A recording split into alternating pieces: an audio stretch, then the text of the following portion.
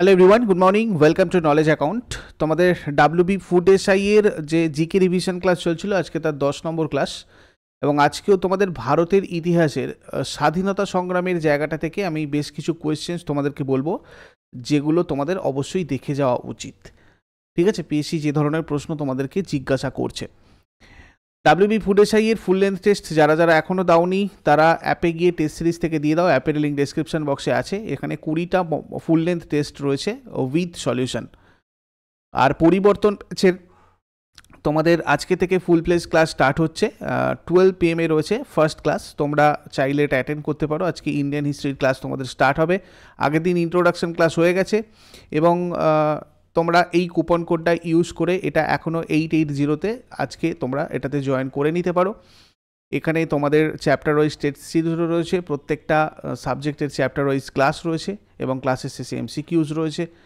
তার সাথে সাথে তোমাদের পরীক্ষার আগে তোমরা এখানে ফুল লেন্থ মক টেস্টও কিন্তু দিতে পারবে। এই একবারই পেমেন্ট তোমাদেরকে করতে হবে। এই অফার প্রাইসটা তোমরা কেউ মিস করো না, আজকের মধ্যে পারলে জয়েন করে নিও। আর ডাব্লিউবিপিএসসি ক্লার্কশিপের প্রিলিমিনারি যে ইন্টিগ্রেটেড ব্যাচ চলছে, এখানেও তোমাদের চ্যাপ্টার ওয়াইজ ক্লাস, শেষকালে এমসিকিউ, অনলাইন পোর্টালে চ্যাপ্টার ওয়াইজ টেস্ট, এগুলো সব কিছুই রয়েছে।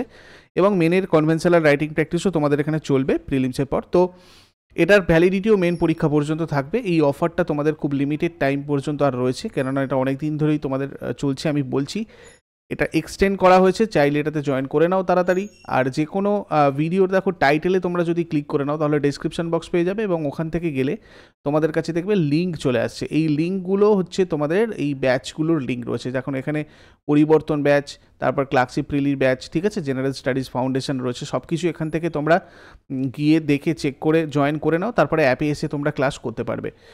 যদি কোথাও অসুবিধা হয় অ্যাপের হেল্প চ্যাট সেকশনে জানাও, অথবা এই হোয়াটসঅ্যাপ নাম্বারে তোমরা চ্যাট করে জানাতে পারো। প্রথম প্রশ্ন দেখো কি রয়েছে। কোন অধিবেশনে দাদাভাই নওরোজি স্বরাজ অর্জনকে ভারতের রাজনৈতিক প্রচেষ্টার লক্ষ্য হিসেবে ঘোষণা করেন? আমি স্টার্ট করার আগে তোমাদের বলে দিই, আজকে সন্ধ্যাবেলা 7টার সময় 7 PM তোমাদের কিন্তু ইন্ডিয়ান ইকোনমির একটা ক্লাস করাবো। খুব নির্বাচিত কিছু প্রশ্ন আমি ওখানে রেখেছি, তোমরা সবাই কিন্তু পরীক্ষার আগে অবশ্যই দেখে নেবে। ইন্ডিয়ান ইকোনমির আজকে তোমাদের এই প্র্যাকটিস সেশনের ফার্স্ট ক্লাস হবে, কেমন? তো এখানে আমাদের 1906-এর কলকাতা অধিবেশন হবে। এই অধিবেশনেই দাদাভাই নওরোজি স্বরাজ অর্জনকে ভারতের রাজনৈতিক প্রচেষ্টার লক্ষ্য হিসেবে ঘোষণা করেছিলেন। ঠিক আছে, এটাতে অ্যাকচুয়ালি দাদাভাই নওরোজি সভাপতিত্ব করেছিলেন এই অধিবেশনে। নরমপন্থীরা দাদাভাই নওরোজিকে কংগ্রেসের সভাপতিত্ব করার জন্য বেছে নিয়েছিল। এই অধিবেশনে চরমপন্থীরা কংগ্রেসকে কিছু প্রস্তাব গ্রহণে বাধ্য করেছিল, খুব ইম্পর্টেন্ট, যেগুলো হচ্ছে বঙ্গভঙ্গ সংক্রান্ত প্রস্তাব, স্বরাজের প্রস্তাব, স্বদেশী বিষয়ের প্রস্তাব এবং বয়কটের প্রস্তাব। নেক্সট, কবে ব্রিটিশ উপনিবেশিক সরকার প্রথম কারখানা আইন পাশ করে? প্রথম কারখানা আইন পাশ করে 1881 খ্রিস্টাব্দে। এই আইন অনুযায়ী 1885 সালে একটি কারখানা কমিশন নিয়োগ করা হয়েছিল। তারপর 1891 সালে আরও একটি কারখানা আইন গৃহীত হয়। 1892 সালে শ্রম সংক্রান্ত একটি রয়্যাল কমিশন অন লেবার নিযুক্ত করা হয়েছিল। এই আইনগুলোর মূল লক্ষ্য ছিল কারখানায় কাজের সময় সীমিত করা। নিম্নলিখিত কে ভারতের জাতীয় কংগ্রেসের প্রতিষ্ঠা অধিবেশনে উপস্থিত ছিলেন না? জাতীয় কংগ্রেসের প্রতিষ্ঠা অধিবেশনে উপস্থিত ছিলেন না সুরেন্দ্রনাথ ব্যানার্জি। সুরেন্দ্রনাথ ব্যানার্জি ছিলেন ব্রিটিশ শাসনামলের প্রথম দিকের ভারতীয় রাজনৈতিক নেতাদের একজন। ইনি ইন্ডিয়ান ন্যাশনাল অ্যাসোসিয়েশন নামে একটি জাতীয়তাবাদী সংগঠন প্রতিষ্ঠা করেন, যার মাধ্যমে তিনি আনন্দমোহন বসুর সাথে 1883 এবং 1885 সালে ইন্ডিয়ান ন্যাশনাল কনফারেন্সের দুটি অধিবেশনে নেতৃত্ব দেন। নেক্সট, প্রথম ভারতীয় হিসাবে ভারতীয় সিভিল সার্ভিস পরীক্ষায় মনোনীত হন কে? তো এখানে দেখো সত্যেন্দ্রনাথ ঠাকুর প্রথম ভারতীয় হিসাবে ভারতীয় সিভিল সার্ভিস পরীক্ষায় মনোনীত হয়েছিলেন। রবীন্দ্রনাথ ঠাকুরের দাদা সত্যেন্দ্রনাথ ঠাকুর 1863 সালে ভারতীয় সিভিল সার্ভিসের জন্য যোগ্যতা অর্জনকারী প্রথম ভারতীয় হয়েছিলেন। তাকে তার ক্যাডার হিসাবে বোম্বে প্রেসিডেন্সি বরাদ্দ করা হয়েছিল। নেক্সট, কে পর্যবেক্ষণ করেছিলেন the Congress is in reality a civil war without arms? এটা কি পর্যবেক্ষণ করেছিলেন? স্যার সৈয়দ আহমেদ খান, যিনি মোহামেডান অ্যাংলো ওরিয়েন্টাল কলেজের প্রতিষ্ঠাতা ছিলেন, যেটা পরে আলিগড় মুসলিম বিশ্ববিদ্যালয়ে পরিণত হয়। ভারতীয় জাতীয় কংগ্রেস নামটি দিয়েছিলেন কে? ভারতীয় জাতীয় কংগ্রেস নাম দিয়েছিলেন দাদাভাই নওরোজি। 1892 সালে ইনি হাউস অব কমন্সের সদস্য ছিলেন। দাদাভাই নওরোজি প্রথম ভারতীয় যিনি ব্রিটিশ সংসদের সদস্য হন। ইনি ভারতীয় জাতীয় কংগ্রেসের সহ প্রতিষ্ঠাতা ছিলেন। আর ভারত থেকে সম্পদ বহির্গমন তত্ত্ব প্রচার করেছিলেন দাদাভাই নওরোজি। এছাড়া 1865 সালে লন্ডন সোসাইটি তার দ্বারা প্রতিষ্ঠিত হয়েছিল। দাদাভাই নওরোজি ব্রিটিশ হাউস অব কমন্সে কোন পার্টির সদস্য হিসেবে নির্বাচিত হয়েছিলেন? Liberal party. দাদাভাই নওরোজি 1892-1895 সালের মধ্যে ফিন্সবারি সেন্ট্রাল নির্বাচনী কেন্দ্র থেকে প্রতিনিধিত্বকারী ব্রিটিশ হাউস অব কমন্সে একজন লিবারেল পার্টির সংসদ সদস্য ছিলেন। কোন সংগঠনের প্রতিষ্ঠার সাথে সেফটি ভালভ তত্ত্বটি সম্পর্কিত? সেফটি ভালভ তত্ত্বটি সম্পর্কিত ইন্ডিয়ান ন্যাশনাল কংগ্রেসের সাথে। নিচের কোন গ্রন্থটি বাঙালি স্বদেশ প্রেমের বাইবেল নামে পরিচিত? বাঙালি স্বদেশ প্রেমের বাইবেল নামে পরিচিত আনন্দমঠ। এটা বঙ্কিমচন্দ্র রচনা করেছিলেন, 1882 সালে প্রকাশিত হয়েছিল, যেটা সন্ন্যাসী বিদ্রোহের পটভূমিতে অনুপ্রাণিত হয়ে রচিত হয়েছিল। এই বইটা ভারতের যে জাতীয় গান আমাদের বন্দে মাতারম, সেই বন্দে মাতারমটা এই বইটাতেই প্রকাশিত হয়েছিল। আর এটা জুলিয়াস লিপনার অনুবাদ করেছিলেন আর অক্সফোর্ড প্রেস প্রকাশ করেছিল। নিম্নলিখিত কে নাইটহুড উপাধি ত্যাগ করেন এবং ভারত সচিবের কাউন্সিলে নিজের স্থান গ্রহণ করতে অস্বীকার করেন? জি.কে. গোখলে। ভারতীয় শিক্ষার প্রসারের জন্য ইনি 1905 সালে সার্ভেন্টস অফ ইন্ডিয়া সোসাইটি প্রতিষ্ঠা করেন। ইনি গোবিন্দ রানাডে দ্বারা শুরু করা সার্বজনিক সভা পত্রিকার সাথেও যুক্ত ছিলেন। 1908 সালে Gokhale Ranade institute of economics প্রতিষ্ঠা করেন। ইনি ইংরেজি সাপ্তাহিক সংবাদপত্র দ্য হিতাবাদ, দ্য পিপলস পেপার শুরু করেছিলেন। গোপালকৃষ্ণ গোখলে ছিলেন মহাত্মা গান্ধীর রাজনৈতিক গুরু।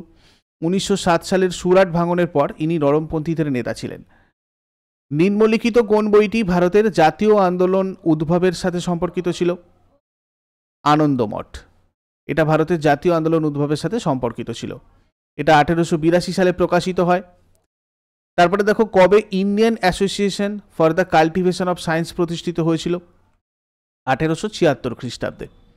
ডক্টর মহেন্দ্রলাল সরকার 1876 সালের 29 July Indian association for the cultivation of science in Kolkata প্রতিষ্ঠা করেন। নেক্সট, ঈশ্বরচন্দ্র গুপ্ত কোন পত্রিকার সম্পাদক ছিলেন? সংবাদ প্রভাকর পত্রিকার সম্পাদক ছিলেন ঈশ্বরচন্দ্র গুপ্ত। সংবাদ প্রভাকর ছিল প্রথম প্রকাশিত বাংলা দৈনিক পত্রিকা। এটা 1831 সালের 28 জানুয়ারি বিখ্যাত কবি আর সাহিত্যিক ঈশ্বরচন্দ্র গুপ্ত দ্বারা প্রতিষ্ঠিত হয়েছিল।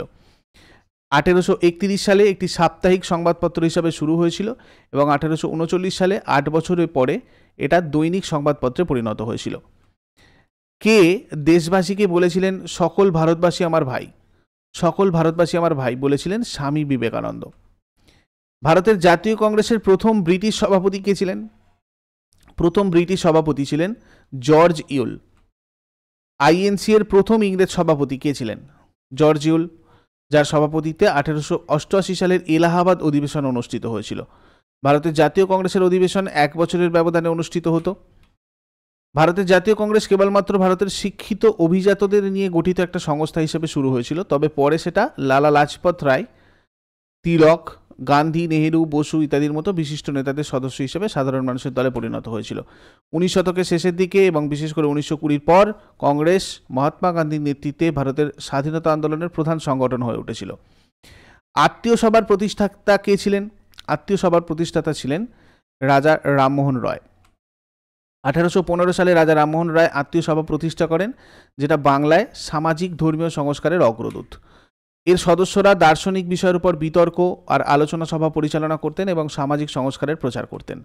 1815 সালে আত্মীয় সভার ভিত্তি কলকাতায় আধুনিক যুগের সূচনা হিসাবে বিবেচিত হয়। 1821 সালে ক্যালকাটা ইউনিটারিয়ান অ্যাসোসিয়েশন তৈরি করেন। 1828 সালে 20 আগস্ট তৈরি করেন ব্রাহ্মসভা, পরে এটার নাম পাল্টে হয়েছিল ব্রাহ্ম সমাজ। সতীদাহ বন্ধ করতে 1819 সালে নিজের সাপ্তাহিক পত্রিকা সংবাদ কৌমুদীর মাধ্যমে শুরু করেছিলেন ইনি আন্দোলন। নেক্সট, তত্ত্ববোধিনী সভা কে প্রতিষ্ঠা করেন? তত্ত্ববোধিনী সভা প্রতিষ্ঠা করেছিলেন দেবেন্দ্রনাথ ঠাকুর। দেবেন্দ্রনাথ ঠাকুর তত্ত্ববোধিনী সভা প্রতিষ্ঠা করেছিলেন। 1839 সালের 6ই অক্টোবর দেবেন্দ্রনাথ ঠাকুর কলকাতায় তত্ত্বরঞ্জিনী সভা প্রতিষ্ঠা করেন, যার নাম পরিবর্তন করে তত্ত্ববোধিনী সভা রাখা হয়। সবার উদ্দেশ্য ছিল বেদান্ত এবং উপনিষদের উপর ভিত্তি করে হিন্দু ধর্মের যুক্তিবাদী আর মানবতাবাদী রূপের প্রচার করা। কাকে ঐতিহ্যবাহী আধুনিকতাবাদী বলা হয়? ঈশ্বরচন্দ্র বিদ্যাসাগরকে। ইনি বর্ণ পরিচয় নামে বাংলা বর্ণমালার পুনর্গঠন করেন এবং বাংলা লিপিটিকে 12টি স্বরবর্ণ আর 40টা ব্যঞ্জনবর্ণের একটা বর্ণমালায় সংস্কার করেন। সংস্কৃত অধ্যয়ন এবং দর্শনে তার দুর্দান্ত অবদানের জন্য ইনি কলকাতার সংস্কৃত কলেজ থেকে বিদ্যাসাগর উপাধি লাভ করেছিলেন। 1872 সালে 3 আইন কি, 3টে আইন হচ্ছে তোমার মানে সমাজ সংস্কার আইন, এই যে অ্যাক্ট 3 আর কি, 3 আইন এটাকে বলা হয়, অ্যাক্ট 3 1872, সেটা হচ্ছে সামাজিক সংস্কার আইন। এই আইনটা স্পেশাল ম্যারেজ অ্যাক্ট নামেও পরিচিত ছিল। সতীদাহ প্রথা আইনত নিষিদ্ধ করার বছর কি ছিল? কোন বছরে সতীদাহ প্রথা আইনতভাবে নিষিদ্ধ হয়েছিল? 1829 সালে। 4 ডিসেম্বর 1829 সালে তৎকালীন governor general Lord William Bentinck কর্তৃক বেঙ্গল সতী রেগুলেশন পাস হয়েছিল, যেটা ব্রিটিশ ভারতে সতীদাহ প্রথাকে নিষিদ্ধ করেছিল। সতীদাহ হলো হিন্দু সম্প্রদায়ের মধ্যে একটা প্রথা যেখানে সম্প্রতি একজন বিধবা মহিলা স্বেচ্ছায় বা জোর করে তার মৃত স্বামীর চিতায় প্রাণত্যাগ করেন। রাজা রামমোহন রায় ছিলেন সতীদাহের বিরুদ্ধে সোচ্চার প্রচারক। সতীদাহ বন্ধ করতে 1819 সালে নিজের সাপ্তাহিক পত্রিকা সংবাদ কৌমুদীর মাধ্যমে শুরু করেছিলেন আন্দোলন। লর্ড উইলিয়াম বেন্টিং রাজা রামমোহন রায়কে সতীদাহ প্রথা, বহুবিবাহ, বাল্যবিবাহ এবং কন্যা শিশু হত্যার মতো বহু প্রচলিত সামাজিক কুফল দমনে সাহায্য করেছিলেন। নেক্সট, হিন্দু বিধবা পুনর্বিবাহ আইন কবে প্রণীত হয়? হিন্দু বিধবা পুনর্বিবাহ আইন প্রণীত হয় 1856 খ্রিস্টাব্দে। 1856 সালের 26শে জুলাই হিন্দু বিধবা পুনর্বিবাহ আইন প্রণীত হয়। লর্ড ডালহৌসি এটার খসড়া করেছিলেন। লর্ড উইলিয়াম বেন্টিং কর্তৃক সতীদাহ প্রথা বিলোপের পর এটি প্রথম প্রধান সামাজিক সংস্কার আইন ছিল। কে নব্যবঙ্গ আন্দোলনের মূল অনুপ্রেরণা ছিলেন? নব্যবঙ্গ আন্দোলনের মূল অনুপ্রেরণা ছিলেন ডিরোজিও। নববঙ্গ আন্দোলন শুরু করেছিলেন হেনরি লুই ভিভিয়ান ডিরোজিও, যিনি 1826 সালে কলকাতায় এসেছিলেন। হেনরি লুই ভিভিয়ান ডিরোজিও ছিলেন 19 শতকের একজন ভারতীয় কবি আর অধ্যাপক। ইনি কলকাতার হিন্দু কলেজ ইংরেজি সাহিত্য আর ইতিহাসের শিক্ষক ছিলেন। নিম্নলিখিতদের মধ্যে কে ব্রাহ্ম সমাজের সক্রিয় নেতা ছিলেন না? ব্রাহ্ম সমাজের সক্রিয় নেতা ছিলেন না স্বামী বিবেকানন্দ। নিম্নলিখিত কোন বইটি স্বামী বিবেকানন্দ রচিত? বর্তমান ভারত। ইন্ডিয়ান রিফর্ম অ্যাসোসিয়েশন, মানে 1870 সালে এই ইন্ডিয়ান রিফর্ম অ্যাসোসিয়েশনের প্রতিষ্ঠাতা কে ছিলেন? কেশবচন্দ্র সেন। কেশবচন্দ্র সেন 1857 সালে ব্রাহ্ম সমাজের সদস্য হয়েছিলেন। 1866 সালে তার থেকে বেরিয়ে তৈরি করেন ভারতবর্ষীয় ব্রাহ্ম সমাজ, আর 1881 সালে তৈরি করেন নববিধান। 1863 সালে তিনি লিখেছিলেন ব্রাহ্ম সমাজ ভিন্ডিকেটেড। 1863 সালে চালু করেছিলেন বামাবোধনী পত্রিকা। কেশবচন্দ্রের নির্দেশেই প্রার্থনা সমাজ 1867-তে এই প্রার্থনা সমাজের মাধ্যমে ব্রাহ্ম ধ্যান ধারণা ছড়িয়ে পড়ে মহারাষ্ট্রে। 1870 সালে ইনি তৈরি করেছিলেন ইন্ডিয়ান রিফর্মস অ্যাসোসিয়েশন। এই সংগঠনের প্রয়াসেই ব্রিটিশ সরকার 1872 সালে নেটিভ ম্যারেজ অ্যাক্ট চালু করেছিল। প্রার্থনা সমাজকে প্রতিষ্ঠা করেন? প্রার্থনা সমাজ প্রতিষ্ঠা করেন আত্মারাম পাণ্ডুরঙ্গ। আত্মারাম পাণ্ডুরঙ্গ 1867 সালে প্রার্থনা সমাজ প্রতিষ্ঠা করেন। প্রার্থনা সমাজ মহারাষ্ট্রের নবজাগরণে অত্যন্ত গুরুত্বপূর্ণ ভূমিকা পালন করেছিল। এটা মহারাষ্ট্রের ধর্মীয় আর সামাজিক সংস্কারের উপর জোর দিয়েছিল। সুবোধ পত্রিকা নামক মুখপত্রটি প্রার্থনা সমাজ দ্বারা পরিচালিত হতো। আর্য সমাজ প্রতিষ্ঠা করেছিলেন কে? প্রতিষ্ঠা করেছিলেন দয়ানন্দ সরস্বতী। দয়ানন্দ সরস্বতীর আসল নাম ছিল মূলাশঙ্কর তিওয়ারি। তিনি গুজরাটের টঙ্করায় জন্মগ্রহণ করেন। হিন্দু ধর্মের শ্রেষ্ঠত্ব পুনঃপ্রতিষ্ঠার জন্য ইনি শুদ্ধি আন্দোলন শুরু করেছিলেন। 1875 খ্রিস্টাব্দে বোম্বাইতে দয়ানন্দ আর্য সমাজ প্রতিষ্ঠা করেন। আর দয়ানন্দের রাজনৈতিক স্লোগান ছিল ভারতবর্ষ ভারতীয়দের জন্য, ইন্ডিয়া ফর দ্য ইন্ডিয়ানস। ইনি সকলকে বৈদিক শিক্ষা অর্জনে অনুপ্রাণিত করার জন্য ব্যাক টু বেদাস স্লোগান দিয়েছিলেন। 1875 খ্রিস্টাব্দে হিন্দিতে সত্যার্থ প্রকাশ গ্রন্থটি রচনা করেন। নেক্সট, আলিগড় আন্দোলনের সূচনা করেন কে? আলিগড় আন্দোলনের সূচনা করেন স্যার সৈয়দ আহমেদ খান। মুসলমান সমাজে ধর্মীয় গোড়ামি, অজ্ঞতা, সামাজিক কুপ্রথা আর যুক্তিহীনতার বিরুদ্ধে এবং পাশ্চাত্য শিক্ষার পক্ষে আলিগড় থেকে আন্দোলন শুরু করেছিলেন। এজন্য এই সৈয়দ আহমদ খানের আন্দোলনকে আলিগড় আন্দোলন বলা হয়। স্যার সৈয়দ আহমেদ খান 1863 খ্রিস্টাব্দে গাজীপুরে একটা ইংরাজি স্কুলও স্থাপন করেছিলেন। 1864 খ্রিস্টাব্দে সায়েন্টিফিক সোসাইটি প্রতিষ্ঠা করেন। 1871 খ্রিস্টাব্দে তাহজিব উল আখলাক নামক একটা উর্দু পত্রিকা প্রকাশ করেন। আর 1886 খ্রিস্টাব্দে সৈয়দ আহমদ আলিগড়ে মোহামেডান এডুকেশনাল কনফারেন্স প্রতিষ্ঠা করেছিলেন। ভারতীয় নবজাগরণের ভোরের শুকতারা কাকে বলা হয়? ভারতীয় নবজাগরণের ভোরের শুকতারা বলা হয় রাজা রামমোহন রায়কে। একাডেমিক অ্যাসোসিয়েশন কে প্রতিষ্ঠা করেছিলেন? একাডেমিক অ্যাসোসিয়েশন প্রতিষ্ঠা করেছিলেন ডিরোজিও। একাডেমিক অ্যাসোসিয়েশন 1828 সালে প্রতিষ্ঠিত হয়। হেনরি লুই ভিভিয়ান ডিরোজিও এই সংগঠনের সভাপতি ছিলেন। এটি কলকাতার মানিকতলায় প্রতিষ্ঠিত হয়। আর এই সংগঠনের কিছু উল্লেখযোগ্য সদস্য হলেন রসিক কৃষ্ণ মল্লিক, কৃষ্ণমোহন ব্যানার্জি, রাধানাথ সিকদার, দক্ষিণারঞ্জন মুখোপাধ্যায় ইত্যাদি। আলিগড় আন্দোলনের কেন্দ্র কোনটা ছিল? আলিগড় আন্দোলনের কেন্দ্র ছিল অ্যাংলো ওরিয়েন্টাল কলেজ। 19 শতকে ভারতীয় মুসলিমদের পুনর্জাগরণ ঘটিয়েছিলেন কে? স্যার সৈয়দ আহমেদ খান। অ্যাংলো মোহামেডান কলেজকে প্রতিষ্ঠা করেছিলেন স্যার সৈয়দ আহমেদ খান। পাশ্চাত্য বিজ্ঞান আর সংস্কৃতির প্রচারের উদ্দেশ্যে ইনি এটা করেছিলেন, মোহামেডান অ্যাংলো ওরিয়েন্টাল কলেজ। 1920 খ্রিস্টাব্দে Mohammedan Anglo Oriental College Aligarh Muslim বিশ্ববিদ্যালয়ে পরিণত হয়েছিল। ব্রাহ্মসভার প্রথম সচিব কে ছিলেন? ব্রাহ্মসভার প্রথম সচিব ছিলেন তারাচাঁদ চক্রবর্তী। আধুনিক ভারতের প্রবক্তা কাকে বলা হয়? আধুনিক ভারতের প্রবক্তা বলা হয় রামমোহন রায়কে।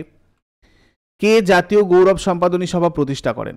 জাতীয় গৌরব সম্পাদনী সভা প্রতিষ্ঠা করেন রাজনারায়ণ বসু। সমাচার দর্পণ প্রকাশ করেছিলেন কে?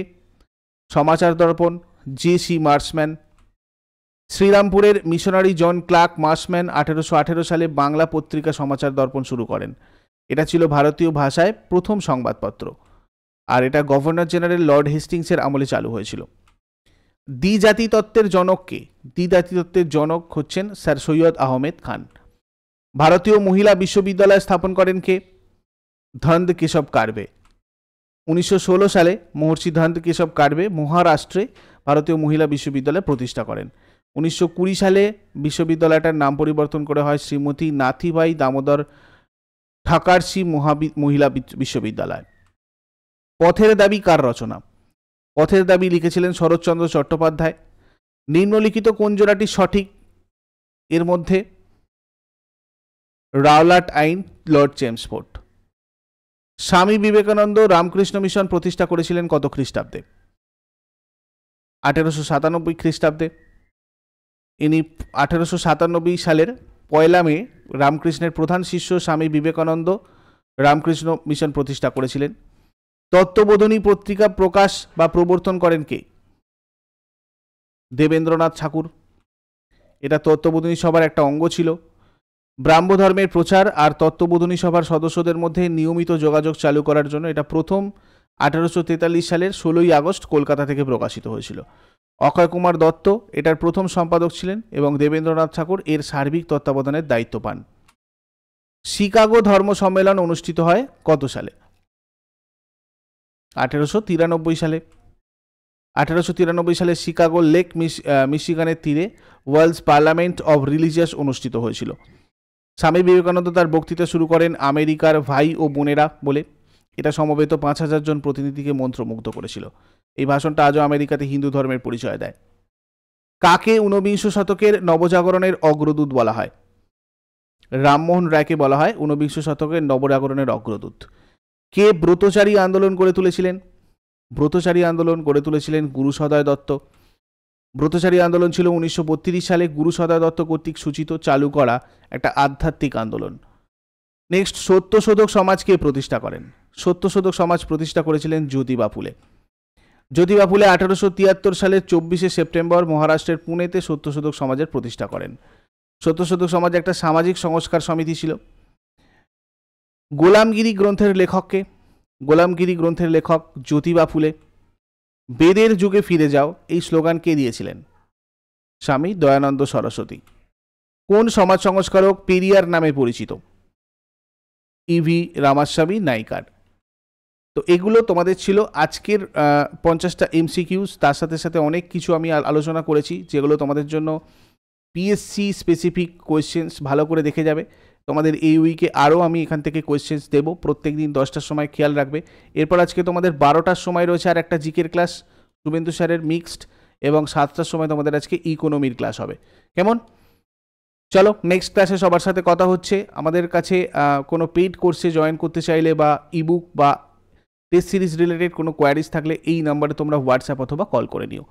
আর আমাদের টেলিগ্রাম চ্যানেলে জয়েন করে রাখো, তাহলে কখন কি ক্লাস হচ্ছে সেগুলো নোটিফিকেশান তোমরা পেয়ে যাবে। আর প্রচুর জিকে প্র্যাকটিসও ওখানে চলছে, সেগুলোও তোমরা করতে পারবে। চলো নেক্সট ক্লাসে কথা হচ্ছে। Thank you so much, have a great day.